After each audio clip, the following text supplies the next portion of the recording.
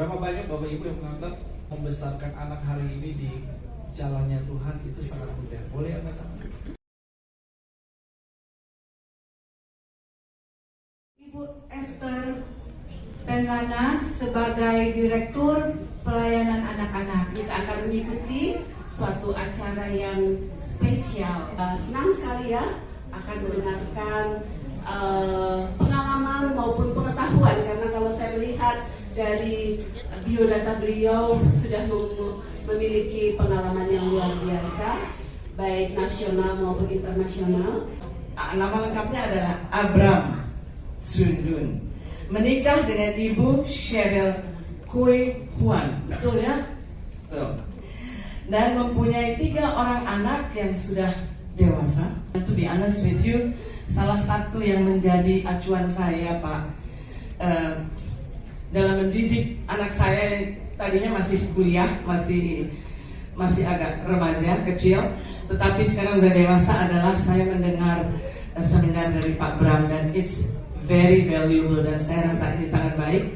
Makanya saya berusaha, atau kami berusaha mengundang Pak Bram pada kesempatan ini. Nah, Pak Bram adalah seorang trainer dan motivator, dan beliau memulai menjadi trainer itu sejak usia 14 tahun. Dan pada usia 21 tahun memberikan seminar motivasi bagi para pelajar di Australia dan membuat program motivational di radio pemerintah daerah. Di dalam hal mengasuh dan membesarkan anak, terus terang bagi saya tidaklah mudah untuk membesarkan anak in God's way di jalannya Tuhan hari-hari ini. Sesuatu yang bagi saya tidak mudah, penuh tantangan. Kata Jack Ma, kita boleh baca bersama-sama pernyataannya, 2-3. Today is hard, tomorrow will be worse. But, nah ini catatan penting, ini yang saya sebut challenge, big challenge. Tantangan parenting buat orang tua, nggak gampang. Kenapa? Karena inilah yang sedang dihadapi oleh anak-anak kita, ya, dan cucu kita nanti. Buatnya ngapain? Menggantikan manusia. Masih ada manusia di situ ya. Robotnya lagi perintah. Diperintah atau dipecat? Di fire. Kalau kita bisa mengimajinasi, kira-kira dari ngomong apa ya? Keluar. Wah, kerja aja nggak becus. Dari mana gua ada kerja begini banyak, lu yang segitu nggak bisa. Gitu kan mungkin ya. Waduh. Ya, ini ilustrasi, tapi sebetulnya ini adalah fakta yang sedang terjadi. Realitas kita ya seperti ini ke depan, Bapak Ibu. Dan tentunya ini menjadi sebuah ancaman ya sebetulnya buat peradaban dan martabat, dignity. Kita bicara dignity-nya manusia gitu ya. Sampai BK bilang gua rusakin. Nah berarti apa? Pertama BK sudah berpikir, loh ya kalau mesin robot yang bisa ngatur aku, bisa pindah-pindah, nggak boleh. Nah ini kepolosan seorang BK yang sudah bisa, sulit untuk dia membayangkan bagaimana itu bisa terjadi gitu sebetulnya. Tapi dia bisa jawab seperti itu. Aku rusak. Wah, aku pikir sakit hati ya BK ini. Oke, keren BK. Nah, ini ancaman dan tantangan buat generasi kita. Juara kelas nggak apa-apa. Ayah bunda setuju nggak? Anak-anak nggak juara kelas nggak apa-apa. Waduh, ini ketawa semua ini. Ayah bunda mau nanya, anak nggak juara kelas nggak apa-apa, oke? Oke, asal juara kehidupan. Lah ya juara kelas gampang. Nyontek bisa ada juara. Tapi juara kehidupan, nah itu bagian yang tersulit. Ya. Menurut saya tantangan terberat yang dihadapi dan ancaman terbesar yang dihadapi oleh anak-anak kita adalah ini. Sekularisme, budaya global yang sekuler. Inilah menurut saya yang menjadi tantangan terberat dan terbesar.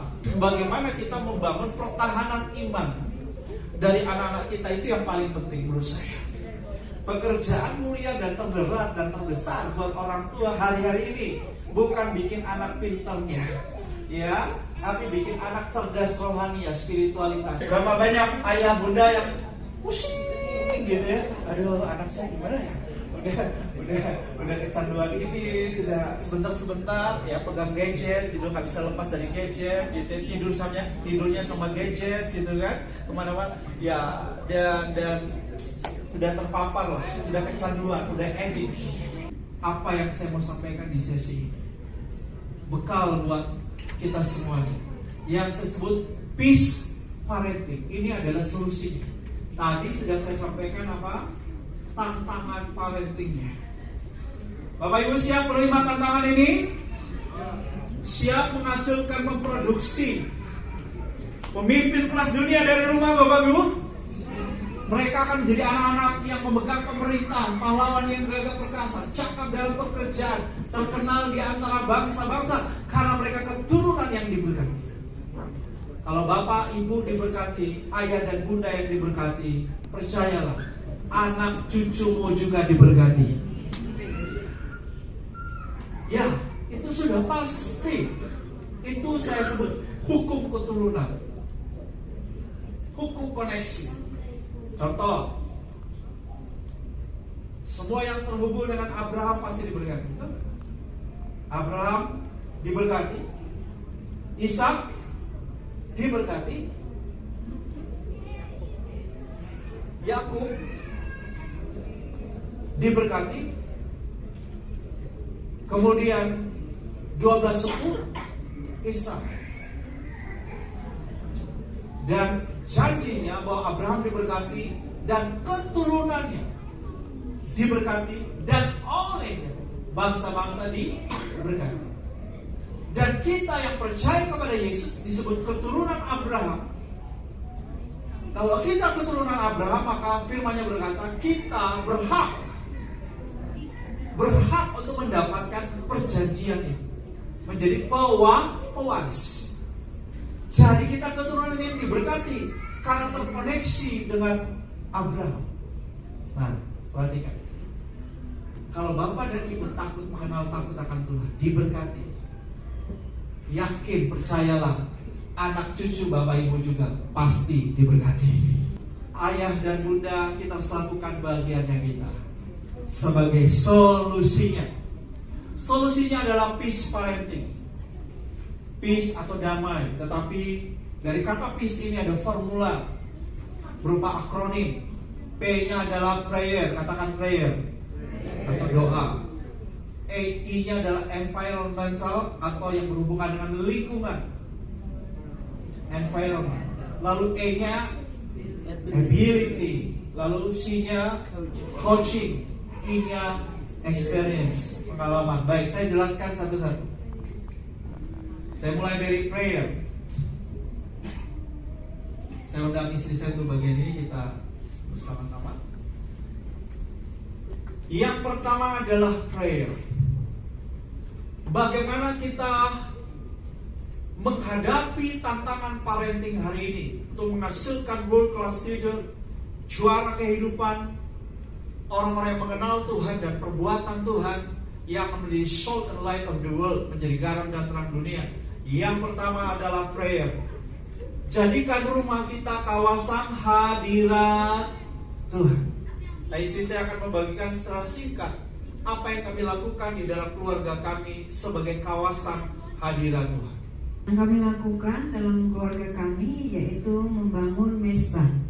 Jadi rumah kita harus menjadi kawasan hadirat Tuhan, yaitu dengan kita membangun mesbah. Mesbah adalah tempat di mana kita mempersembahkan korban kepada Tuhan. Yang pertama adalah mesbah pribadi. Jadi kami juga punya mesbah masing-masing secara pribadi. Saya membangun mesbah secara pribadi lewat pujian, doa, dan firman.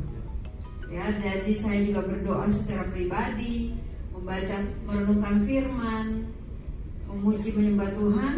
Saya punya jurnal juga untuk membaca firman Tuhan secara pribadi, di mana apa yang catatan yang saya baca, firman Tuhan yang saya baca, saya catat. Apa yang saya dapatkan dari firman Tuhan yang saya baca, rema-rema yang Tuhan bicara kepada saya catat. Dan itu bisa saya baca lagi, bisa saya pelajari lagi. Dan bisa juga dibagikan. Dan bisa juga dibagikan kepada orang lain dari setiap firman yang saya renungkan. Oke. Ya, jadi itu yang pertama, mesbah pribadi. Yang kedua adalah mesbah pernikahan. Jadi saya dan suami saya setiap hari ada membangun mesbah bersama-sama, berdoa bersama-sama, Doa bareng gitu ya. memuji menyembah Tuhan bersama-sama, berdoa syafaat bersama-sama, Dan juga bahas firman. dan membahas firman Tuhan setiap hari. Ya, jadi setiap hari kami berdoa bersama-sama membangun mesbah pernikahan kami. Jadi udah ada doa pribadi, Sheryl sendiri, saya juga ya ambil waktu pribadi khususnya untuk merenungkan firman-Nya masing-masing. Tapi juga kemudian kita ada bersama-sama juga berdoa, ya pujian penyembahan, doa syafaat. Juga kalau ada firman yang kita mau juga bahas, kita bahas juga berdoa gitu ya. Ya, jadi yang ketiga adalah mesbah keluarga. Jadi selain mesbah pribadi saya, mesbah pernikahan, kami juga mengadakan mesbah keluarga. Jadi kami membangun mesbah bersama anak-anak kami. Kalau anak kita udah merasa berharga, gambar dirinya sehat, itu udah keren. Di sini sengaja saya kasih gambar, ada Nick Fuji. Dia terlahir dengan keadaan seperti itu. Bayangkan, cacat, kakinya udah buntung, tangannya dua nggak ada lengan. Sok ya orang tua ya punya anak kayak begitu ya. Dan dia udah mau bunuh diri berulang kali. Dia nggak melihat ada harapan masa depan. Dia nggak berarti.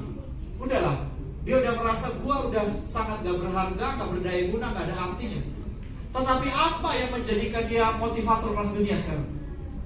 Yaitu karena ayah dan ibunya menerima dia apa adanya dan mengasihi dia, menghargai dia. Itu yang membuat dia menjadi pribadi yang luar biasa hari ini.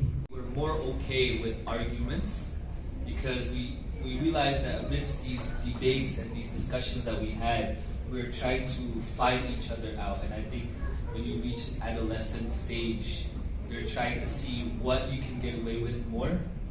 And I realize bagaimana kita mungkin mewakili para orang tua remaja yang ada di sini, saya bagaimana sikap kita untuk menanggapi dengan hobi-hobi baru mereka, sedangkan kita tidak tahu karena itu dari lingkungan sekolah mereka ya dia sedang.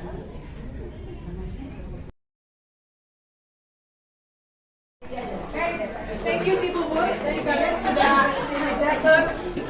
Aduh, direpot lagi Bu.